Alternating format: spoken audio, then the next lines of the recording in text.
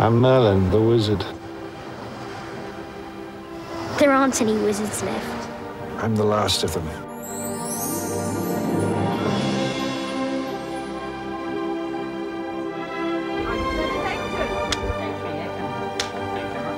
Take 5, pick up. Take 1. 250, Bravo, take 1.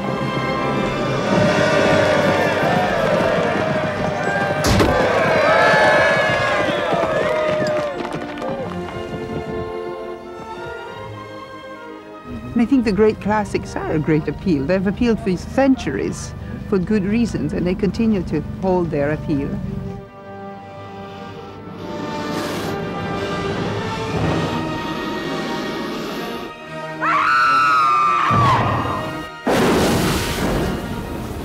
And it'll be something that that will have a sort of magical element that you won't really have seen before.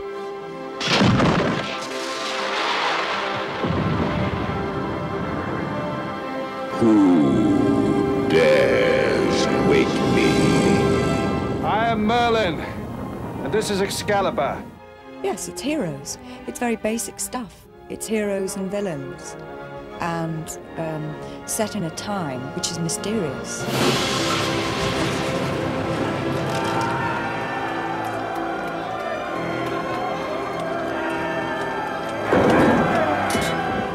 And it's so nice to have the resources to create something that really has a scale to it. This is a cinematically vast, almost epic production.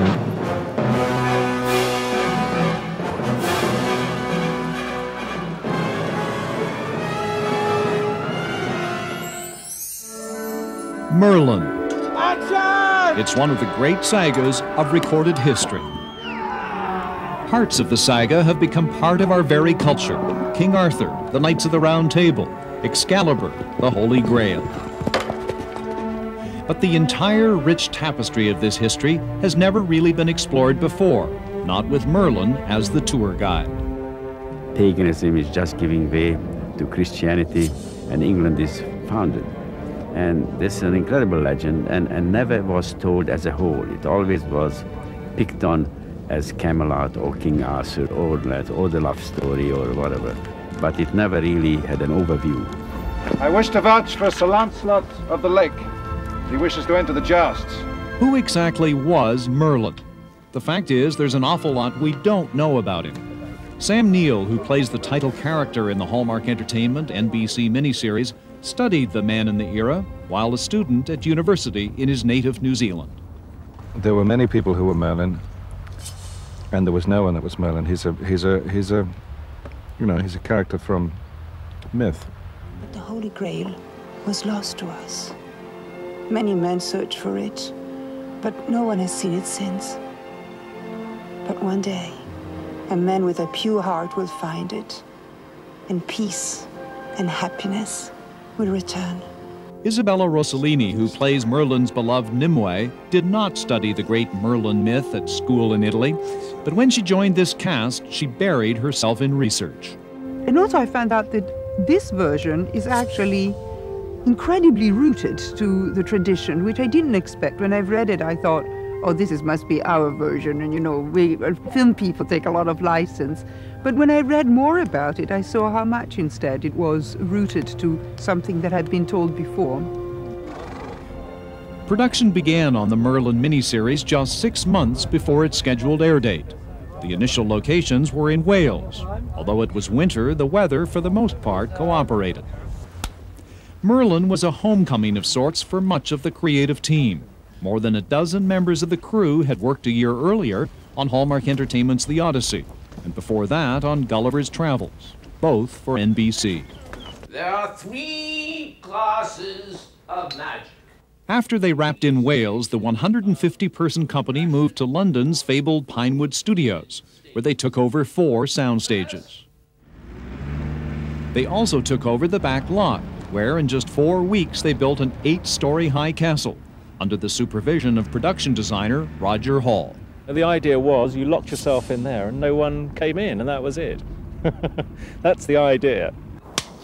Ready and action. When weather allowed, and even sometimes when it didn't, cast and crew decamped to a forest near Pinewood.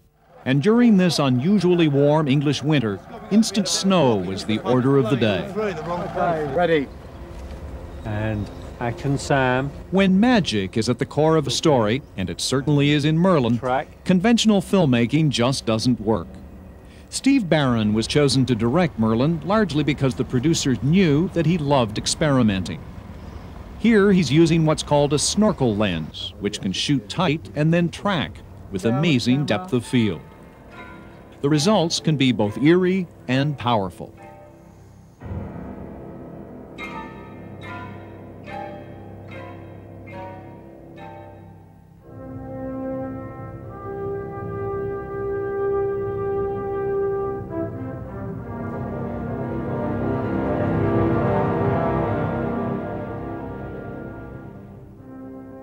Special effects are used extensively in Merlin.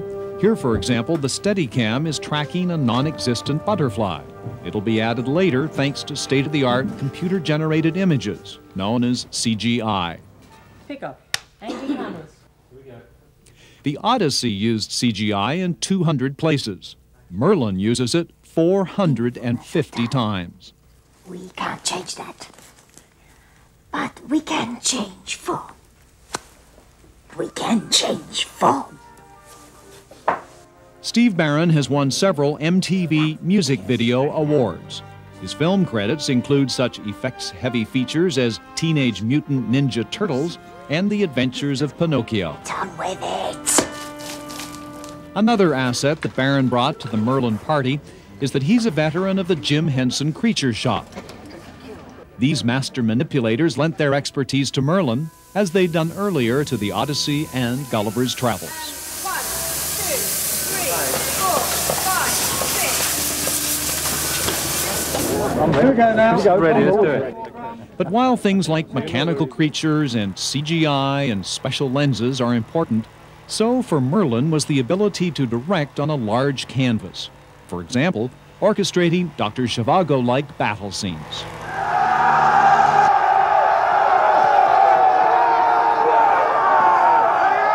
Steve Barron says the acute pressure to have Merlin ready for broadcast just 6 months after the first frame of film moved through the camera gate may actually have made for a more compelling picture. It's just everything's got to go, but often I think you get a great adrenaline from knowing that you just have to do it. You just have to get in there and really race. Okay, you get a pace going, which actually translates into the film. That's it, at that point you went dressed with a child. The question asked most often on and off the Merlin set, how was such an astonishing cast assembled for this project?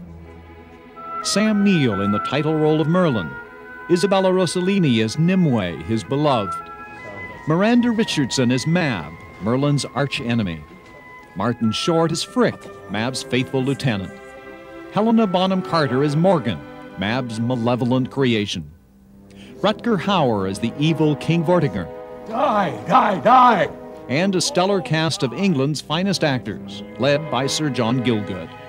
You have your dream cast, and you have your number ones and your number twos, and in fact you have your number 22s, and often it gets down to the 22. In this case, we have been so blessed because we've had our number one in just about every case. Rick, what are you doing? Writing fairy stories, so you'll be remembered. Because their parts are so deliciously campy, Martin Short and Miranda Richardson probably had more fun than anybody else on the Merlin set. For us, things are going rather well for us. I'm encrusted with gemstones and things like that. This is always a good thing to have. Always a good thing. Must be red, you know, blood, power, etc. I think the hair, I think she just likes her hair like this, actually. I don't think there's any rhyme nor reason, really. It's rather good. Warrior-like. You're tall for a gnome, aren't you? Well, as a matter of fact, gnomes do indeed come in all shapes and sizes. I'm the tall kind. Can you do magic? Playing Mab's sidekick Frick is an actor's dream. Martin Short gets to play a galaxy of characters. I'm at your service. I've got to concentrate. These are treacherous waters. strong currents, unseen rocks. Follow me. Don't get lost. Who need no words nor gestures. Quite appalling. When Martin Short was working, there was seldom a serious moment on the Merlin set.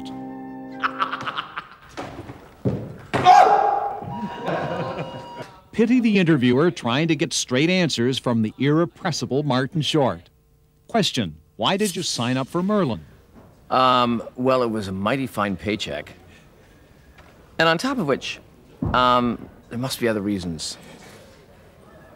Come back to that. Question: what's it like working with Helena Bonham Carter? Yeah, how cute is Helena Bonham Carter? He said, happily married for many years. Hi, man. I'm just saying she's cute. It's nothing deeper than that. Or the kids. It's good. I'll phone you. Question: was the script changed to accommodate Martin Short and Miranda Richardson? Well, it changed because originally it was written for Roseanne and Tom Arnold. Then they split. And then they had to do some rethinking, reshuffling, you see. Do you defy me? Of course I defy you. I've always defied you.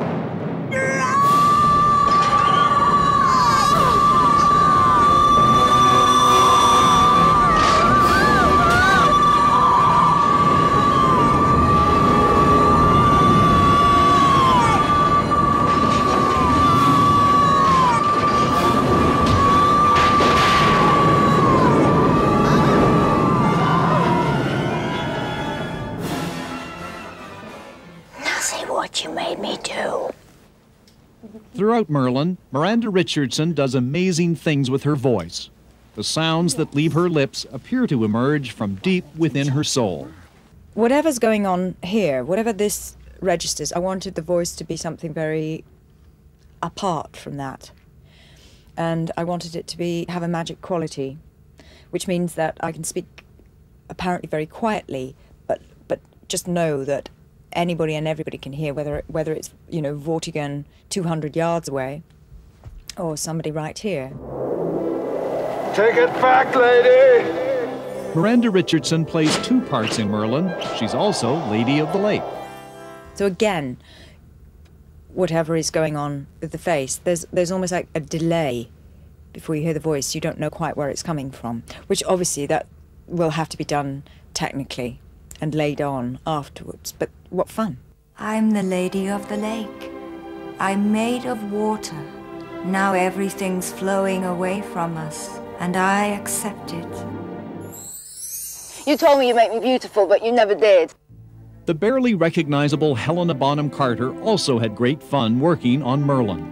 Her character, Morgan Le Fay, is transformed from what she describes as being facially challenged into a vision of drop-dead beauty. The actress would have you believe she just made the character up as she went along. I'm beautiful. I'm nearly finished. This is my last day, and I still don't know really what she's like, Morgan. I'm sort of letting it happen, letting it come through. But she's not a bad... she's in the baddie camp, and but I'm not innately bad.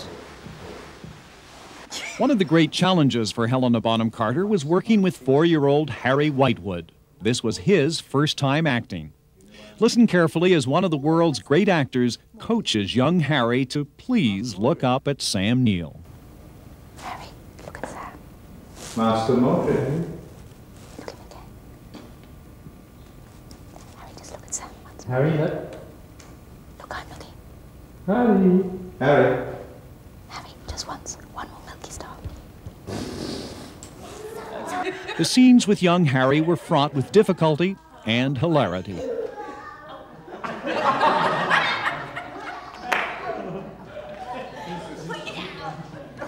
Probably any 4-year-old would have done exactly what Harry did at this moment, make a beeline for his mother.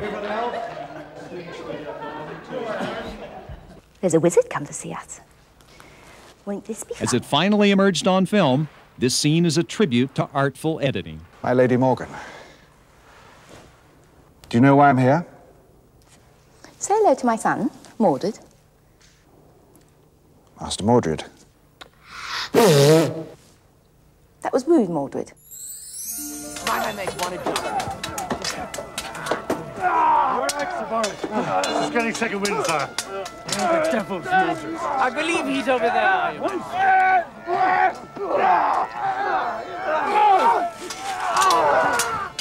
Why has the rich mythology of Merlin survived for over 1,000 years? Why in the late 1990s is this story coming to life again? Here we go, and action. Why will millions of television viewers in more than 80 countries watch the recreation of events that occurred, or that we think occurred, so very long ago?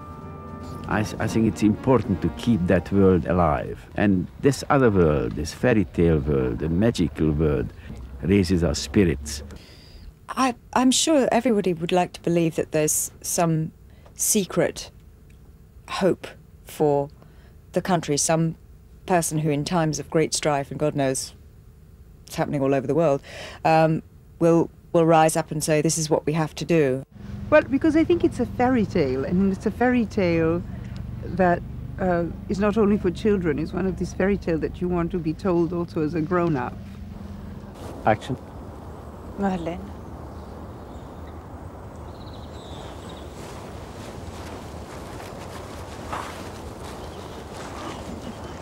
Dear, I think I have one last trick.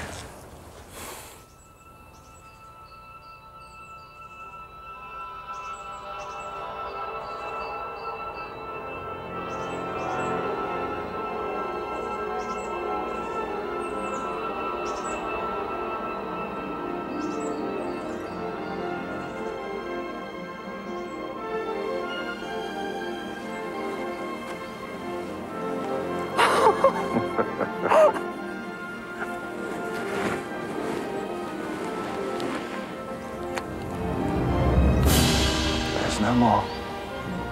That's the end of magic.